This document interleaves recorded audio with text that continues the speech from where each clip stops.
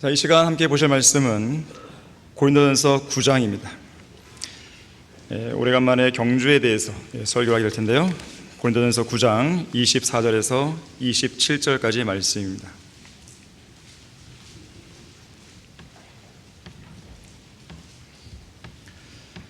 자, 9장 24절부터 보시면 경기장에서 달리는 사람들이 모두 달릴지라도 한 사람만이 상을 받는 것을 너희가 알지 못하느냐? 그러므로 너희도 상을 얻게 되도록 달리라. 이기려고 애쓰는 사람은 누구나 모든 일에 자제하나니 이제 그들은 썩어질 면류관을 받으려 하지만 우리는 썩지 않을 면류관을 받고자 함이라. 그러므로 내가 그처럼 달리되 불확실하게 하지 아니하며 또 내가 그처럼 싸우되 허공을 치는 자같이 아니하노라.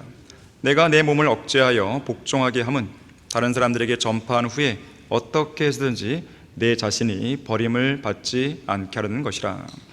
자, 말씀을 위해 다 같이 기도하시겠습니다. 참으로 고마우신 아버지 하나님, 아름다운 날씨 허락해 주시고 아름다운 환경에서 이렇게 귀하고 아름다운 예배를 드리게 해주셔서 감사드립니다. 우리 모두의 마음을 찬양과 연주를 통해서 예비시켜 주고 계셨습니다.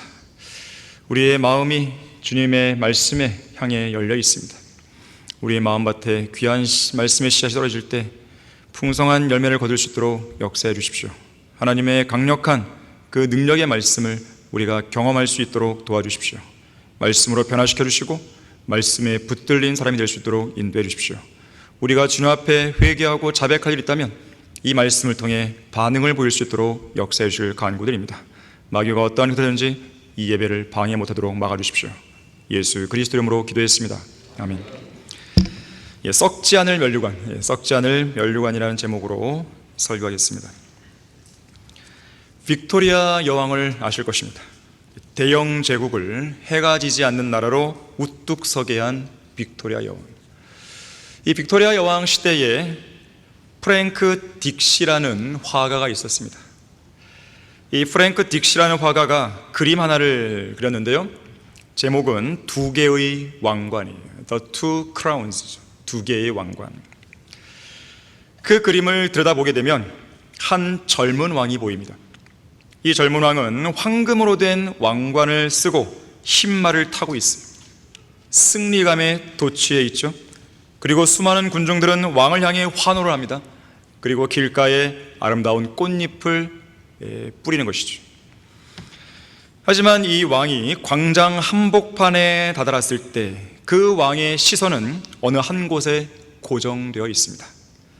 그곳에는 거칠고 어두운 나무 십자가에 못 박히신 예수 그리스도께서 계셨어요. 그분의 머리에는 황금 왕관이 아니라 고통스러운 가시 면류관이 씌워져 있는 것이죠. 두 개의 왕관이에요. 그 모습을 주시하고 있는 왕의 눈빛이 깊은 회한의 눈빛입니다. 도덕적 고뇌에 빠진 눈빛이. 그 어깨와 풍채는 의기양양하고 그 환호에 도취된 모습이지만 그 눈빛만큼은 다른 눈빛입니다. 자신이 누리고 있는 이 땅의 영광과 명예가 얼마나 더덥고 헛된 것인지를 예수 그리스도를 봤을 때의 깨달은 눈빛입니다. 언젠가 자기 자신이 숨을 거두는 것은 물론 자신이 쓰고 있는 황금 왕관 역시 달아 없어진다는 것을 깨달은 것이죠. 그 장면을 프랭크 딕시는 그 그림에다가 그려 넣은 것입니다. A.W. 토저는 20세기 중반 미국 교회들의 세속화와 물질주의를 강하게 비판한 설교자였습니다. 토저는 현대 그리스도인들이 세상이 주는 모조품 왕관에 정신이 팔렸다고 탄식하죠. 그러면서 기회주의와 사회적인 성공과 안락한 삶은 사탄이 던져주는 썩어 없어질 장난감 왕관에 불과하다고 경고했어요. 그러면서요, 참된 그리스도인은 세상의 화려한 박수 소리에 자신의 혼을 팔아서는 안 된다고 설교합니다. 십자가가 없는 영광은 존재하지 않고 고난이 없는 영광도 없다고 강론을 하는 것이죠. 오늘 본문에서도 볼 수 있듯이 거듭난 그리스도인들, 하늘의 시민권을 가진 성도들은 썩지 않을 면류관을 얻기 위해 달리는 사람들이지 세상에 썩어 없어질 면류관에 열광하는 사람들이 아닙니다. 1924년이었죠. 프랑스 파리 올림픽이 열렸을 때 스코틀랜드 출신의 에딕 리델이 100m 육상 선수 대표로 출전한 적이 있습니다. 이 에릭 리델은 육상 선수이기 전에 구원받은 그리스도인이었습니다. 그래서 여느 스코틀랜드 그리스도인들처럼 주일에는 영과 진리로 경배만 드릴 뿐 다른 일은 일절하지 않았습니다. 오락이나 스포츠도 삼갔다 그러죠. 실제로 이 당시의 스코틀랜드 그리스도인들은요, 주일날 상점들의 문을 닫았고 긴급한 일이 아닌 이상 대중교통 수단도 운행을 중단했다 그럽니다. 그들은 말합니다. 주님을 사랑하는 사람이라면 누구나 마땅히 주일도 사랑해야 한다고 그들은 말해요. 자, 그런데 올림픽 당시 100m 경기가 열리는 날이 하필 주일이었습니다. 에릭 리델은 그리스도인으로서 고민에 빠졌습니다. 그리고 조용한 장소를 찾아서 어떻게 해야 할지를 놓고 하나님께 진지하게 기도를 드리죠. 그리고는 하나님께 영과 진리로 경배드려야 하는 주일날 100m 경기에 출전하지 않겠다는 포기 의사를 밝힙니다. 이 사건은 신문 제1면 머릿기사로 실렸고 그를 향한 국민들의 온갖 비난과 욕설이 쏟아졌습니다. 그토록 유명했던 에릭 리델은 하루아침에 천덕꾸러기 시대가 되고 만 것이죠. 자, 그러던 중에 에릭 리델은 400m 육상 경기가 주일이 아닌 다른 날에 열리는 것을 알게 됩니다. 물론 그것이 그의 주 종목은 아니었습니다. 또한 그가 출전권이 그 당시에 있었던 것은 아닙니다. 하지만 하나님의 섭리적인 손길이 임했고 감독은 그의 출전을 허락하게 돼요. 그 결과 어떻게 됐을까요? 에릭은 400m 예선을 가뿐히 통과한 후에 결승까지 올라가게 됩니다. 그리고 이제 막 결승전이 시작되기 전 영국의 육상 대표팀의 팀 닥터, 팀 전담 의사가 에릭에게 종이 쪽지 하나를 건넵니다. 거기에는 사무엘상 2장 30절의 말씀이 적혀 있었어요. 나를 존중하는 자들을 내가 존중하고 나를 멸시한 자들을 내가 소홀히 여기리라. 그러면서 최선을 다하길 바란다는 글귀가 적혀 있었습니다. 에릭 리델은 결승전에서 그 성경 말씀을 의지해서 뛰었고 그 결과 세계 신기록으로 금메달을 땄다고 합니다. 나중에 에릭 리델의 전기를 쓴 한 작가가 이렇게 말했어요. 에릭 리델은 그가 출전하면 이길 수 있었던 100m 경주에서 금메달을 딸 기회를 놓친 것 때문에 수백만 국민들의 온갖 비난을 받아야 했다. 하지만 그가 그리스도인으로서 세운 믿음의 원칙을 고수했고 그 결과 뜻하지 않게 400m 경주에서 금메달을 획득했을 때 그 나라는 믿음의 원칙을 고수한 에릭 리델의 발 아래 무릎을 꿇어야 했다. 그런가 하면 이듬 해인 올림픽이 끝난 그 다음 해인 1925년에 에릭 리델은 육상 선수로서의 모든 일을 정리해버립니다. 그리고 그의 부모가 그랬던 것처럼 중국 선교사로 헌신하게 돼요. 그는 중국으로 가는 배에 올라타기 전에 그의 여동생에게 이렇게 말합니다. 사랑하는 동생 제니야, 하나님께서는 오직 한 가지 목적을 위해서 곧 중국 선교를 위해 나를 이 땅에 세운 것이 분명해 보이는구나.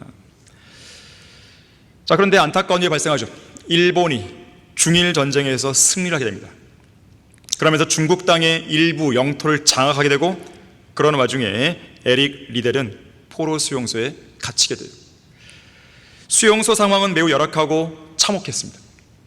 음식과 옷은 절대적으로 부족했고요. 화장실 시설은 말로 표현할 수 없을 만큼 열악했습니다.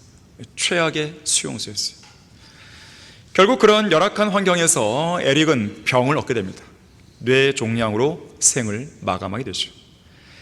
이 소식이 고국에 전달되었고 한 석간신문에는 스코틀랜드는 평생을 거쳐 그 나라의 자존심을 세워준 아들을 잃고 말았다. 그런 내용의 기사가 실리게 됩니다. 에릭 리델의 장례식을 인도한 선교사 아놀드 브리스는 이렇게 말했다 그래요. 어제 한 분이 제게 이렇게 말했습니다. 제가 아는 모든 사람 중에 에릭 리델이야말로 예수 그리스도의 정신을 그의 성품과 그의 삶 속에서 가장 탁월하게 나타낸 사람이었다고 말입니다. 에릭 리델의 헌신적인 삶의 비결과 그가 사람들에게 미친 커다란 영향력의 근원은 예수 그리스도 안에 계시가 된 하나님의 뜻에 대한 절대적인 복종이었습니다. 에릭의 인생은 하나님께서 전적으로 다스리시는 인생이었고 평생에 단 한 번도 시들해진 적이 없는 헌신과 경건의 능력을 통해 자기의 주인이신 예수 그리스도를 온전히 따르는 인생이었습니다. 자, 이처럼 구원받은 성도는 믿음의 경자로서 아무런 미련도 없고 후회도 없고 아쉬움도 없는 그런 경기를 펼쳐야 됩니다. 그리고 그 경주를 인내로 온전히 마칠 수 있어야 돼요. 자, 썩지 않는 면류관을 얻기 위해 믿음의 경주를 온전히 마쳐야 됩니다. 첫 번째로 믿음의 경주에서 여러분들은 이기려고 노력하셔야 됩니다. 이기려고 노력하셔야 돼요. 오늘 본문 24절에 보시면 상을 얻게 되도록 달리라 그랬어요. 상은 승자에게 주어지죠. 이기는 사람에게 주어지는 거예요. 또 25절에서도 이기려고 애를 쓰라 그랬어요. 이기려고 애를 쓰라 그랬어요. 여러분 거기 잠깐 디모데후서 2장 4절 5절 보십시오. 디모데후서 2장 4절 5절 보시면 전쟁에 임하는 자는 아무도 이 생의 일들에 얽매이지 않으나니 이는 자기를 군사로 뽑은 자를 기쁘게 하려 함이라. 또 이기려고 애쓰는 사람이 규칙대로 하지 않으면 면류관을 얻지 못하리라. 자, 이기려고 애쓰는 사람. 그리스도인은 이기는 경기를 하셔야 됩니다. 처음부터 지는 경기를 왜 합니까? 또한 지면 어떡하지? 이렇게 걱정하며 염려를 해서도 안 됩니다.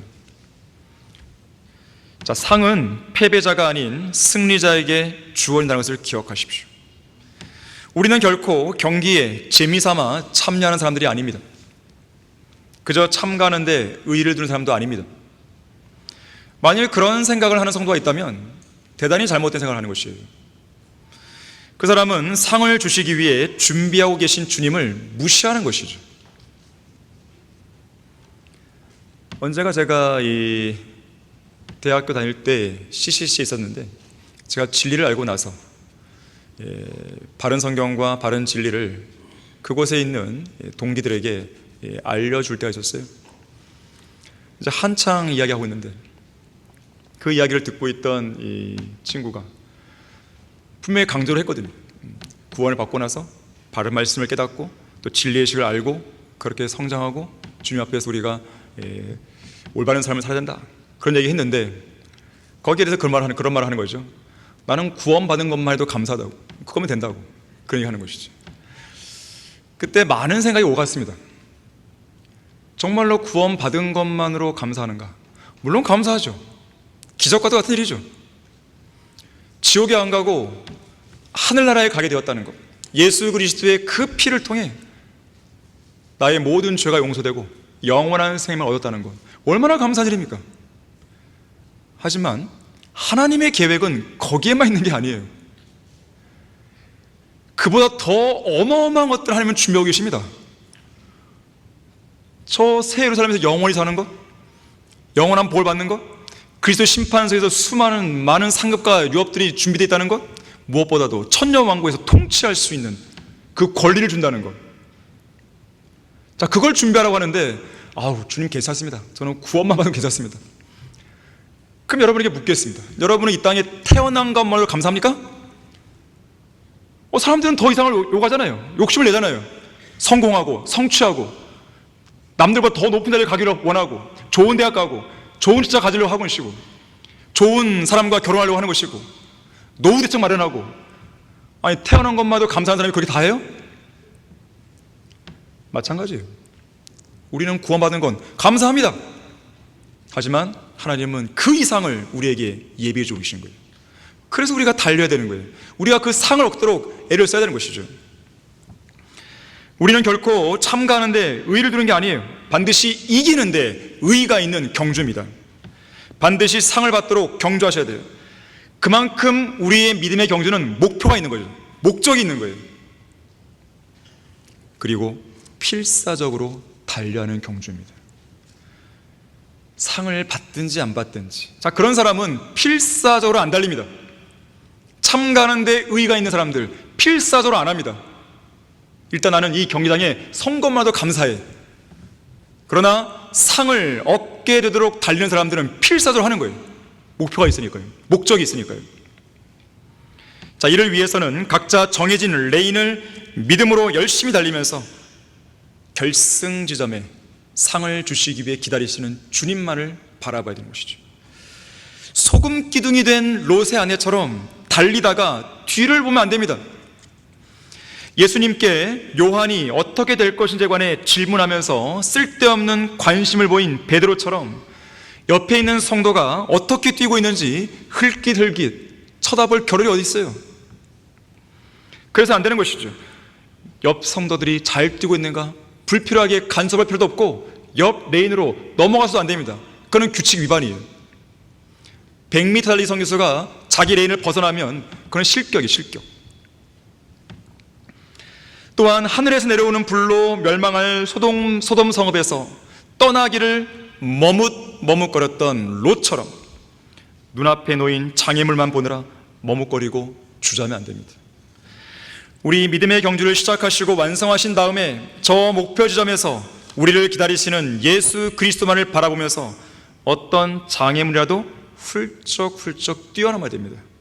장애물 경기에서요, 장애물을 넘으려면요, 장애물을 보고 넘는 게 아닙니다. 보고 넘으면 반드시 넘어집니다. 걸려 넘어져요. 감각으로 저 멀리를 보는 거예요. 그보다 앞선 잘 보는 거예요. 그리고 훌쩍 뛰어넘는 것이에요. 마찬가지예요. 우리의 믿음의 경주에서 여러분 앞에 놓인 장애물만 계속 보면은 그 장애물 못 통과합니다. 계속 걸리고 또 걸리고 또 걸리고 넘어지고 또 넘어지고 또 넘어지고. 그보다 더 먼 곳을 바라봐야 돼요. 주님을 바라봐야 되는 것이죠. 자, 우리가 상을 위해 달리는 이유는 우리에게 상을 주기 위해 준비하고 계신 주님 때문입니다. 또한 우리가 이기려고 달리는 이유는 모든 것을 이미 승리하신 주님이 계시기 때문에 그런 것이죠. 자, 그렇게 승리한 그리스도인에게 주어지는 것은 썩지 않을 면류관이에요. 우리는 썩어질 우승컵을 바라는 사람들이 아닙니다. 월드컵을 바라는 것이 아니에요. 월계관을 받기 위해 바라는 사람들이 아닙니다.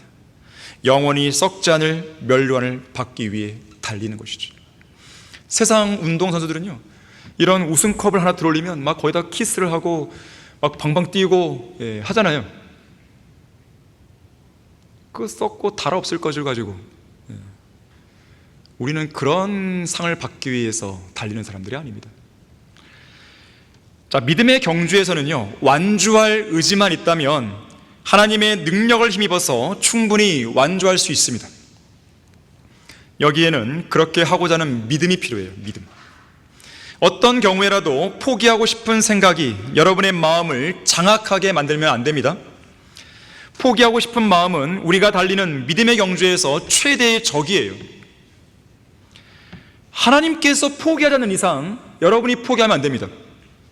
그런데 하나님은 포기하지 않으십니다. 우리를 단념하지 않으십니다. 우리가 믿음의 경주를 완주할 수 있도록 계속해서 독려하시죠. 힘을 북돋워 주시죠. 위로를 주시죠. 따라서 우리는 결승선에 도달하기까지 인내를 가져야 됩니다. 지쳐서 떨어져 나가면 안 됩니다.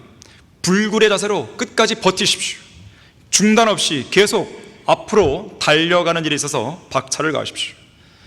어떤 상황에서도 지체하거나 멈추거나 포기하면 안 됩니다. 철로 역정을 저술한 존 버녀는 이렇게 이야기했다고 합니다. 천성을 향해 달려가는 믿음의 경주자는 길 중간에서 종종 늪지대나 거친 언덕을 만납니다. 다리가 아프고 숨이 턱턱 막히는 순간순간마다 사탄은 속삭입니다. 포기하라고 말입니다. 너는 너무 지쳤고 다른 이들보다 뒤처져 있으니 이제는 그만 멈추고 편히 쉬어라고 유혹하는 것입니다. 그러나 참된 믿음의 경주자는 발걸음이 무거워질 때마다 저 멀리 보이는 하늘문을 바라봅니다. 그곳에는 승리한 자들에게 상을 주시기 위해 기다리시는 영광스러운 왕이 계십니다. 믿음의 경주에서 가장 위험한 순간은 넘어졌을 때가 아니라 낙심한 채 그 자리에 주저앉아 다시 일어나지 않을 때입니다. 아무리 많이 넘어졌을지라도 상을 얻으려는 열망이 있다면 다시 일어나 달려야 합니다.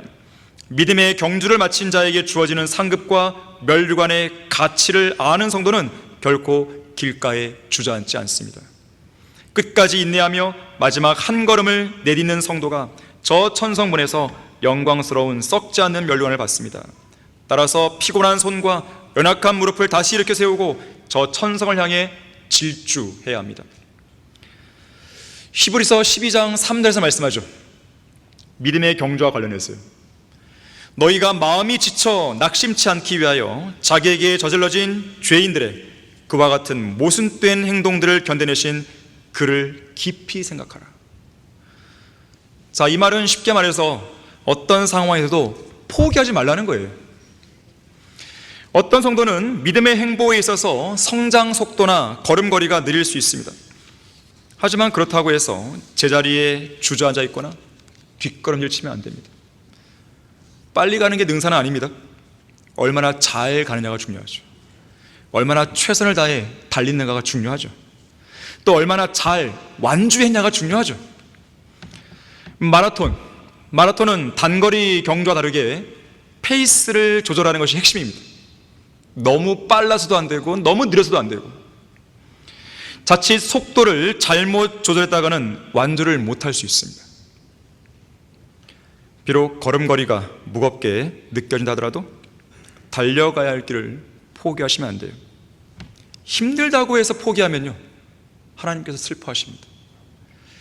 그래서 우리는 그렇게 마음이 힘들고 지쳐 낙심해서 믿음의 경주를 포기하지 않기 위해 주님을 깊이 생각해야 돼요.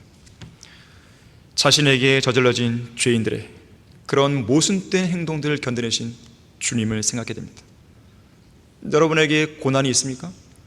믿음의 경주에 있어서 정말 포기하고 싶을 만큼 그런 마음이 듭니까? 주님을 생각하십시오. 주님을 바라보셔야 돼요.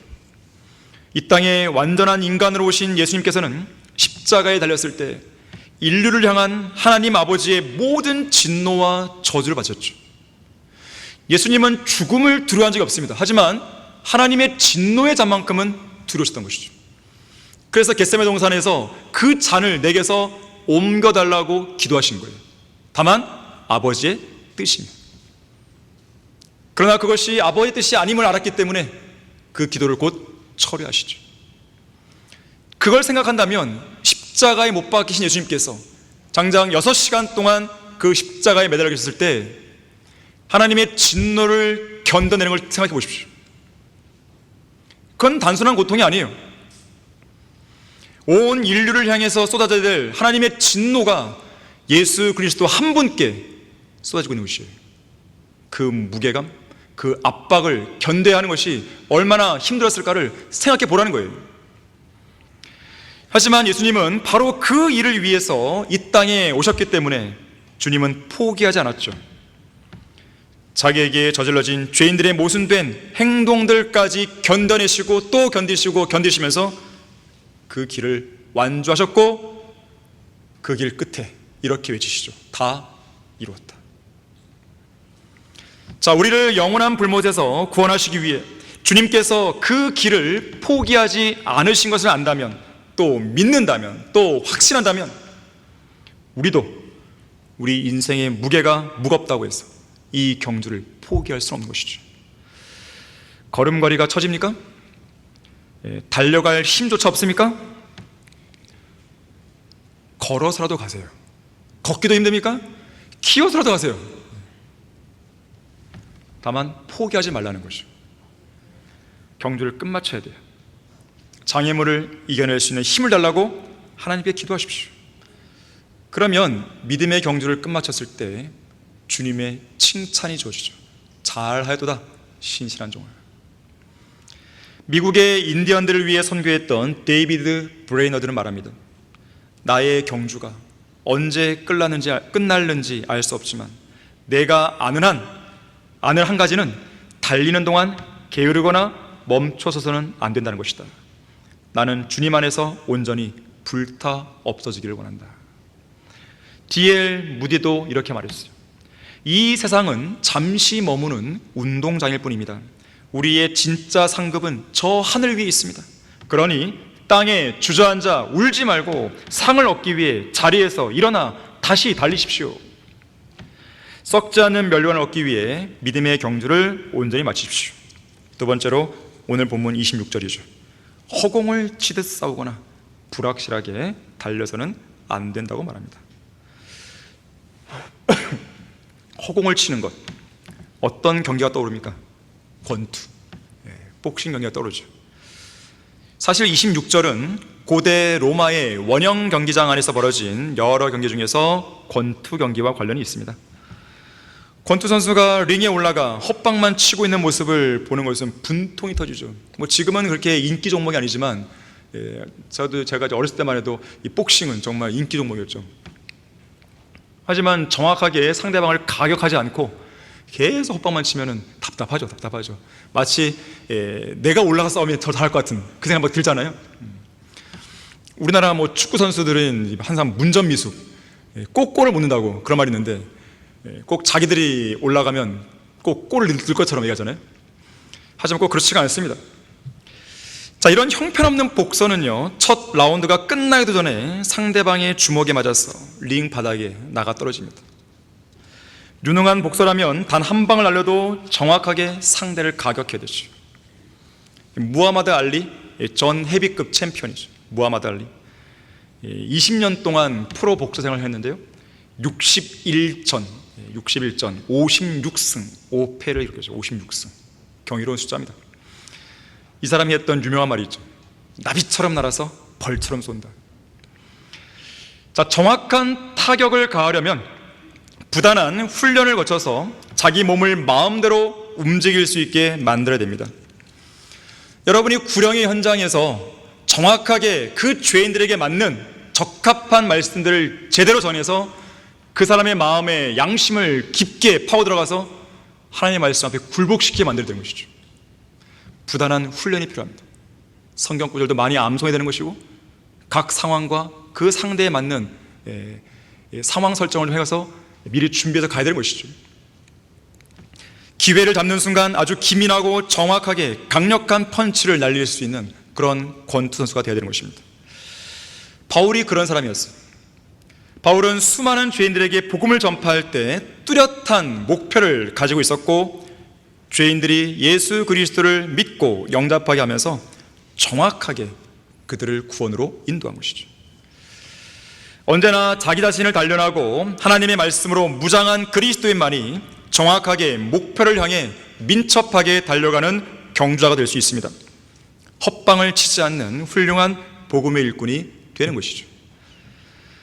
이 허공을 치듯 싸우는 권투 선수는 마치 뭐와 같냐면요, 전쟁터에서 표적도 보지 않고 무조건 총만 쏘아대는 군인과 같습니다.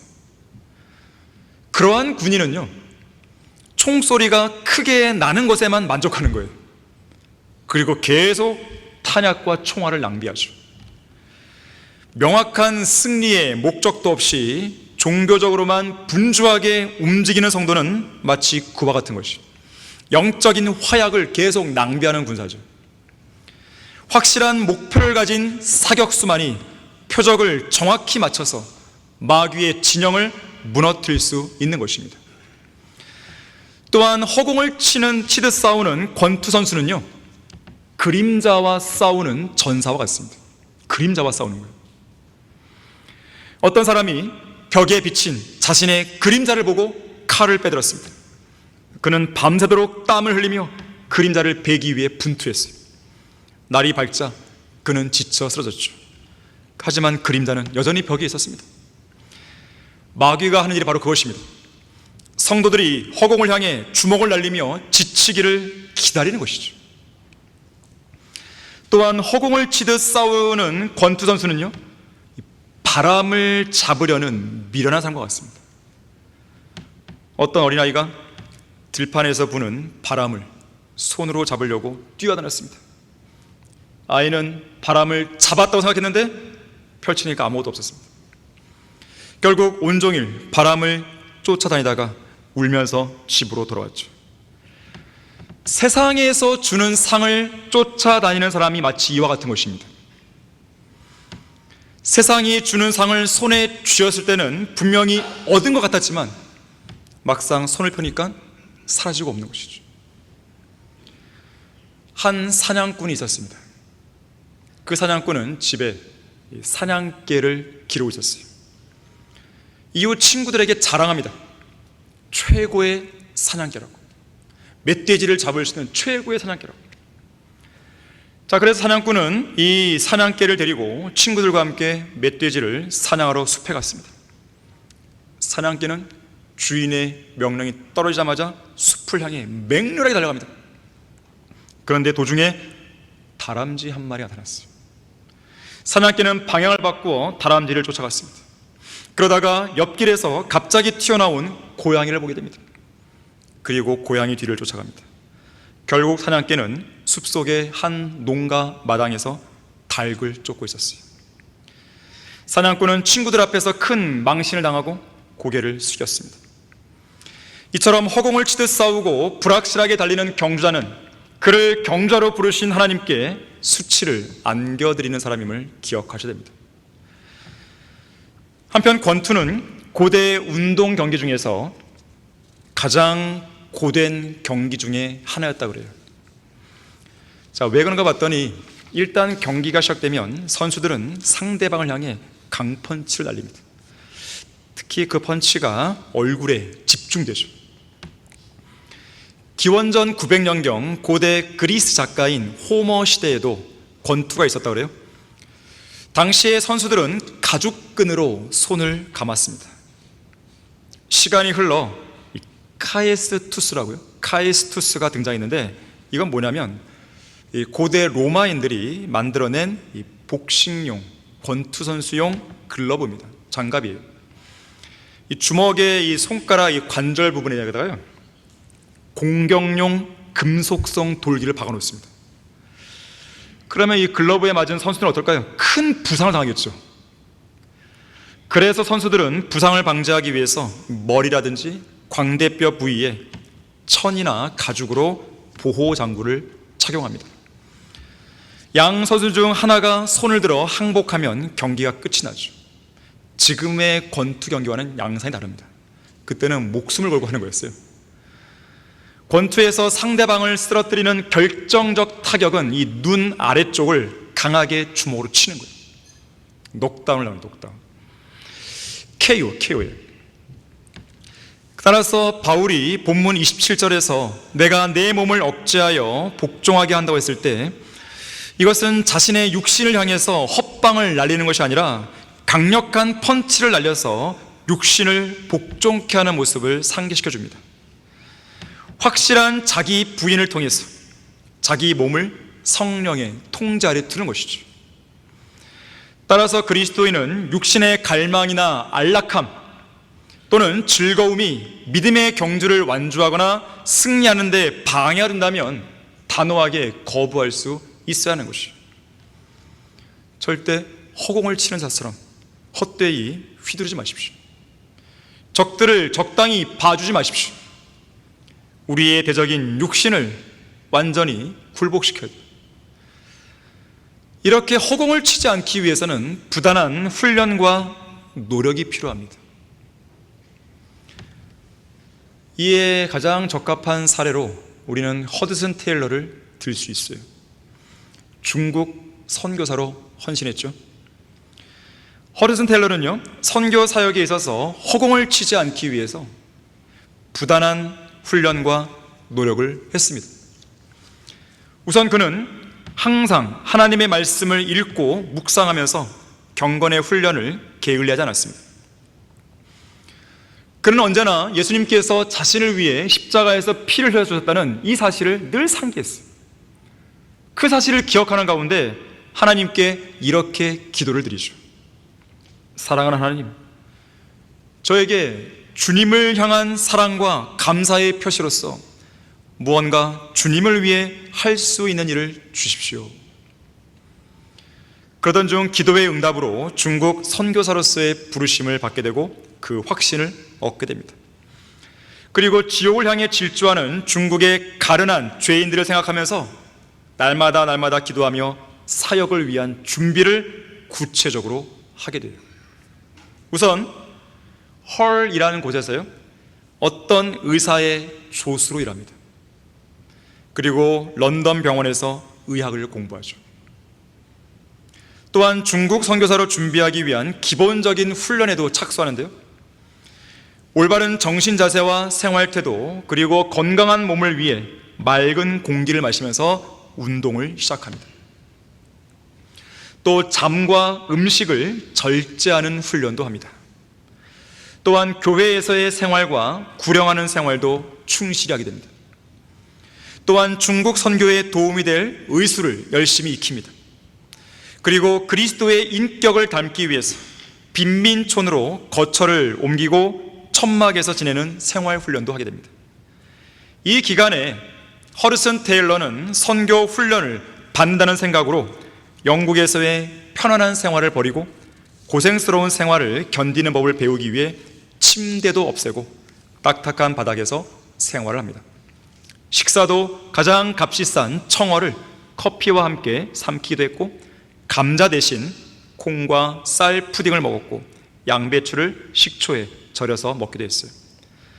그는 매일 사과 한 덩어리와 빵만 먹어서 야위게 된 적도 있었습니다. 그의 조그마한 다락방은 옛날에 그가 썼던 좋은 방과는 비교가 안 될 정도로 초라했다 그러죠.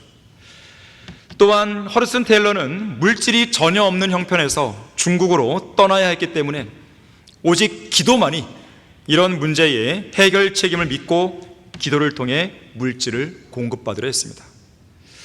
다시 말하자면 영국을 떠나기 전에 오직 하나님께만 기도함으로써 사람들의 마음을 움직이는 법을 배우기 시작했던 것이죠. 또한 그는 중국어 공부를 했는데요, 이렇다 할 중국어 문법책이 없었기 때문에 당시에 중국어로 번역된 누가복음으로 공부를 시작했다 그래요. 그러면서 웬만한 중국어 한자를 다 습득하게 됩니다. 그뿐 아니라 나중에 중국어 성경 번역을 위해서 라틴어, 히브리어, 헬라어도 공부를 했다 그래요. 철저하게 준비를 한 것입니다. 그 결과 허드슨 테일러는 허공을 치는 복싱 선수가 아니라 하나님의 말씀을 통해 죄인들을 제대로 가격하여 하나님께 굴복시키는 하나님 나라의 최고의 권투 선수가 된 것이죠. 썩지 않은 멸류관을 얻기 위해 믿음의 경주를 온전히 마치십시오. 마지막 세 번째로, 믿음의 경주에서 완주하고 승리하기 위해서는 자제와 절제가 필요합니다. 이것은 앞서 얘기했던 훈련의 연장입니다. 본문 25절에서는 이기려고 애쓰는 사람은 누구나 모든 일에 자제한다 그랬어요. 어떤 특정한 일이 아닙니다. 모든 일이에요. 모든 일. 27절에서는 내가 내 몸을 억제하여 복종하게 함은 다른 사람들에게 전파한 후에 어떻게 쓰든지 내 자신이 버림을 받지 않게 하려는 것이라. 여기서 버림받는다는 말은 구원을 잃어버리는 게 아닙니다. 지속해 오던 사역을 중단한다는 뜻이에요. 섬기는 일을 더 이상 못하게 된다는 뜻입니다. 더 나아가서는 상급과 유업을 받지 못한다는 뜻이에요. 자, 이렇게 되지 않기 위해서는 몸을 억제할 필요가 있는 것이죠. 자, 몸을 억제하여 복종하게 한다는 것은 자기 몸을 자기 뜻대로 자유롭게 사용할 수 있도록 평소에 절제하는 생활을 한다는 것이에요. 사람이 먹고 싶은 대로 다 먹고 자고 싶은 대로 다 자고 놀고 싶은 대로 다 놀면 언제 하나님 일을 하겠습니까? 자기의 몸을 단련하는 것을 게을리한다면 그 사람의 몸은 결국 비대해지고 둔해지는 것이죠. 육신의 정욕과 안목의 정욕과 생의 자랑을 쫓아서 자기가 하고 싶은 대로 다 하고 산다면 어떻게 그 사람이 효과적인 하나님의 일꾼이 될 수 있겠습니까? 자기 마음대로 죄를 즐기고 세상을 쫓아가면서 몸을 제대로 억제하지도 않고 자제하지도 않는다면 결국 그는 효과적인 일꾼이 되기는커녕 쓸모없는 사람이 되는 것이죠. 결국 하나님께서는 그 사람을 안 쓰십니다. 가장 비참한 그리스도인으로 전락하는 것이죠. 효과적인 하나님의 일꾼이 되기 위해 마땅히 지불해야 할 값을 지불해야 되는 것이죠. 그러면서 자신을 잘 단련하고 절제하는 삶을 살아야 됩니다. 절제하지 못한 선수에게는 패배만 있는 거예요. 승리는 없습니다. 절제하지 않는 사람이 승리를 기대한다는 것은 그야말로 대단한 착각이에요. 어떤 기자회견에서 회사가 파산한 기업가와 크게 성공한 기업가 두 사람을 앉혀놓고 물었습니다. 파산한 사람에게 묻죠. 실패의 요인이 뭡니까? 그 사람이 말합니다. 낭비였습니다. 사업이 한창 잘 될 때 돈을 종이처럼 낭비했었거든요. 이번에는 성공한 사람에게 묻습니다. 성공한 요인이 무엇입니까? 절제였습니다. 사업이 한창 잘 될 때 종이를 금덩이처럼 아껴 썼거든요. 운동선수들에게는 절제가 생명이죠. 1988년 서울 올림픽 당시 육상 100m 경기에서 세계 신기록을 달성한 캐나다 육상 선수가 있었습니다. 이름하여 벤 존슨이죠. 하지만 약물 복용으로 선수 자격을 박탈당하죠. 결국 기록이 취소가 되고 그는 한 인터뷰에서 약물을 복용한 이유가 무엇입니까? 라는 질문에 이렇게 답합니다. 우승자가 되고 싶었습니다. 하지만 저는 절제하지 못했고 훈련을 소홀히 했습니다. 결국 약물 복용의 유혹을 이기지 못했습니다. 음식, 수면, 기호, 고된 훈련, 체중 조절, 이런 것에 있어서 절제를 못하면 승리자가 될 수 없어요. 절제하지 못하는 선수에게는 패배만 있는 것이죠. 절제를 다른 말로 하자면요, 일종의 경기 규칙입니다. 디모데후서 2장 5절 아까 우리가 읽었었는데 규칙대로 하지 않으면 면류관을 얻지 못하는 거예요. 이 규칙을 제대로 준수하지 못하면 불확실하게 달리거나 허공에다만 주먹질을 해야 되는 우스꽝스러운 선수가 됩니다. 결국 그것은 수치를 안겨준 것이죠. 하늘나라의 시민권이 찍힌 그 마크를 가슴에 달고 출전한 대표 선수로서 주님의 영광을 가리고 성경대로 믿는 성도의 명예를 실추시키는 것은 큰 수치죠.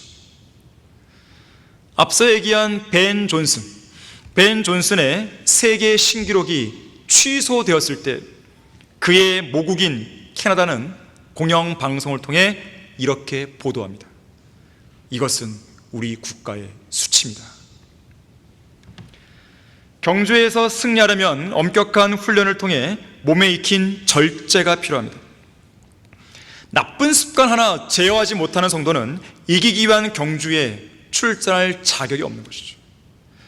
좋지 않은 습관, 쉽게 넘어지는 죄들, 쉽게 애워싸는 죄들, 나쁜 버릇 등 모든 것을 과감하게 잘라버리고 자제할 수 있어야 됩니다. 왜 그러냐면 바로 그것이 여러분의 경주를 방해하기 때문에 그런 거예요. 육신의 정욕, 안목의 정욕, 생애 자랑, 음란함, 술 취함, 방탕함, 혐오스러운 우상숭배, 이 모든 것들은 지난날의 생활을 충분하다고 사도 베드로는 경고합니다. 이러한 모든 것들, 지난날의 생활, 그것이 여러분의 믿음의 경주를 방해하는 거예요.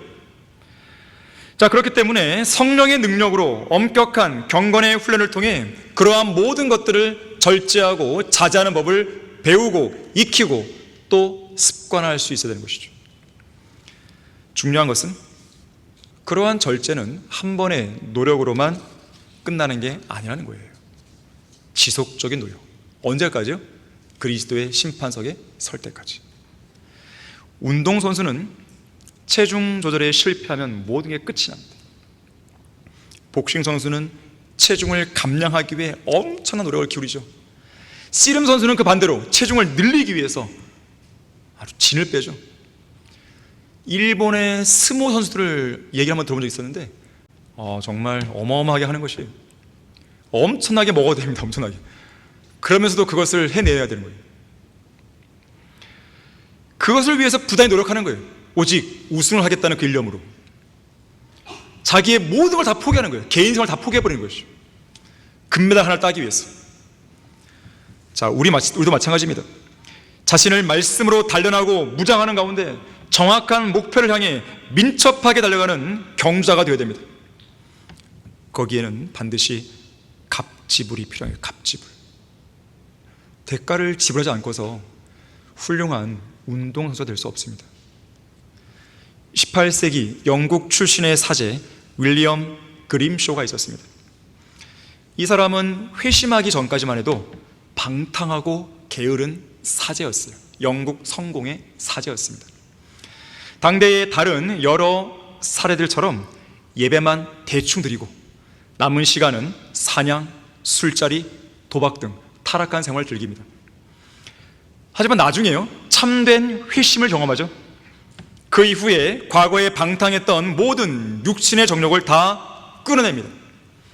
그리고 자제와 절제된 생활을 시작하죠. 그는 자신이 가장 좋아하던 사냥 도구와 사치품들을 모두 처분합니다. 그리고 매일매일의 생활 대부분을 기도와 설교 준비에 몰두하죠. 그런가 하면 영국 국교회 사제였음에도 불구하고 당대의 요한 웨슬리나 조지 휘필드와 적극적으로 협력하여 사역을 하게 됩니다. 심지어 이 두 사람을 공격하는 영국 국교회에 맞서서 이 두 사람을 옹호하는 글을 쓰기도 하죠. 또한 복음을 듣지 못하는 사람들을 위해 이 교구, 보통 사제들은 자기가 관할하는 교구가 있어요. 원래는 그 교구를 넘어가면 안 됩니다. 그런데 이 윌리엄 그림쇼는 참된 회심을 경험한 이후에 그 교구 경계를 넘어섭니다. 그러면서 주변 지역을 찾아다니며 하루에 3번, 4번씩 거리 설교를 하게 됩니다.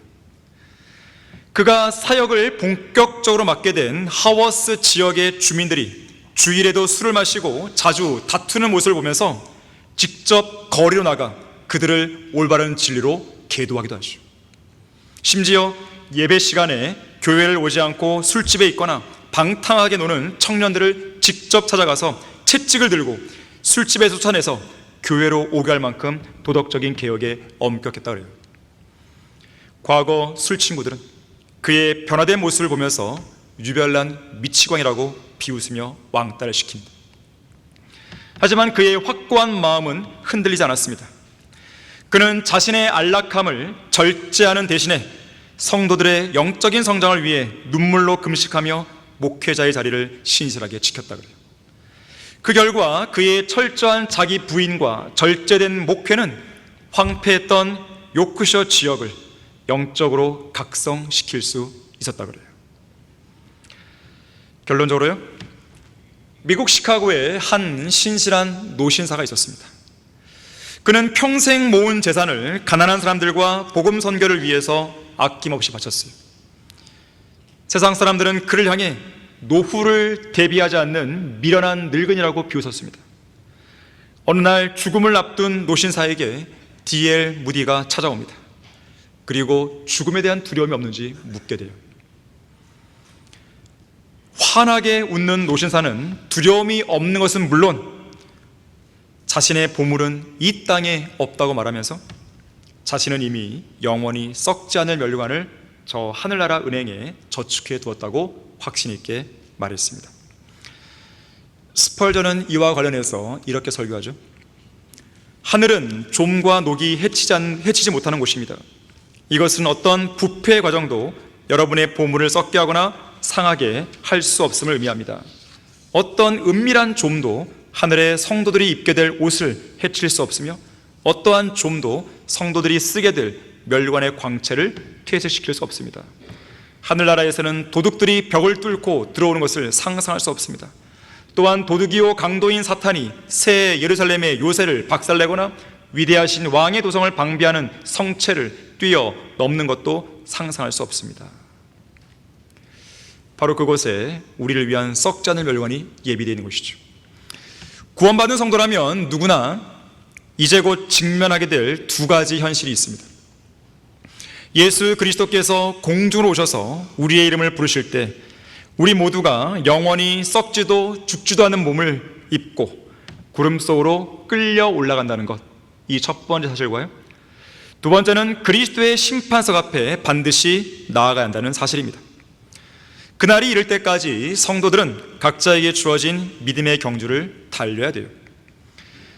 우리 가운데는 현 시점에서 인생의 전반전을 달리는 사람이 있는가 하면 하프타임에 도달한 사람도 있습니다. 또한 후반전을 뛰기 시작했거나 경주 막바지에 이른 사람도 있습니다. 현재 어느 시점에 도달했든지 믿음의 경주가 끝나고 그에 대한 결산을 봐야 할 시간은 점점 더 가까이 다가오고 있다는 것을 기억하셔야 돼요. 결승전에 도착할 때까지는 우리의 경주가 끝나지 않았다는 것을 잊지 말아야 돼요. 끝날 때까지 끝난 것이 아니란 말이 있잖아요. 구주이신 예수 그리스도께서 주시는 승리를 믿음으로 확고하게 붙들고 동시에 사탄이 지니고 있는 파괴력을 절대 과소평가해서는 안 됩니다. 여러분 앞에 놓인 결승선에 집중하십시오. 거룩하고 경건한 삶을 사십시오. 죄와는 어떤 형태라도 타협하지 마십시오. 물론 여러분이 달려야 할 믿음의 경주는 무척 힘들고 어려운 과정입니다. 악의 세력들이 우리를 단순히 둘러싸는 정도가 아니라 항상 우리를 대적하면서 방해물을 놓고 있기 때문에 그렇습니다. 하지만 여러분 자신을 진리의 말씀으로 강인하게 단련시켜서 육신을 억제하고 복종시키는 가운데 예수 그리스도께만 눈을 고정하고 기도로 분투해야 됩니다. 그런 사람만이 멸류관을 받을 수 있는 것이에요. 그렇게 승리한 성도만이 영원한 영광을 받을 자격이 있는 것입니다. 성경은 말씀합니다. 우리의 생명이신 그리스도께서 나타나실 때 그때 너희도 그와 함께 영광 가운데 나타날 것이라. 상을 얻고 싶습니까? 이기는 경기를 하십시오. 이기고 싶습니까? 마땅히 해야 할 값을 지불하십시오. 경건의 훈련으로 자신을 단련하며 절제해야 되는 것입니다. 그렇게 했을 때 썩지 않을 멸관이 주어지고 영원한 왕국에 들어가는 입구가 풍성하게 마련된다는 것을 기억하시길 바라겠습니다. 기도하겠습니다. 고마우신 아버지 하나님, 이 라오디게아의 교회 시대, 마지막 배교의 시대, 특히 주님께서 오실 날이 정말로 얼마 남지 않은 이 마지막 시대에 우리에게 다시 한번 믿음의 경주의 중요성과 또한 이 경주에서 우리가 어떠한 자세로 달려야 되는지 그러한 교훈들을 일깨워주시고 다시 한번 각성케 하셔서 감사를 드립니다. 우리의 삶에 있어서 우리가 어디까지 달려와 있는지 우리는 아직 알 수가 없습니다. 왜냐하면 우리의 인생이 언제 끝날지 우리는 모르기 때문입니다. 그러나 남아있는 시간이, 또 남아있는 거리가, 남아있는 경주의 내용들이 얼마나 있는 것인지 우리는 알 수 없지만 그것이 얼마든지 간에 관계없이 주님께서 맡기신 일들을 하루하루 충실히 행하면서 주님께서 달리라고 하신 그 경주를 충실히 달리면서 우리가 남아있는 경주를 온전히 마칠 수 있기를 원합니다. 하나님께서 도와주시고 힘을 주시고 능력을 더해 주십시오. 혹시라도 이 자리에 넘어지는 성도가 있다면 그 사람들 다시 한번 일으켜 주십시오. 주 예수 그리스도 이름으로 기도했습니다. 아멘.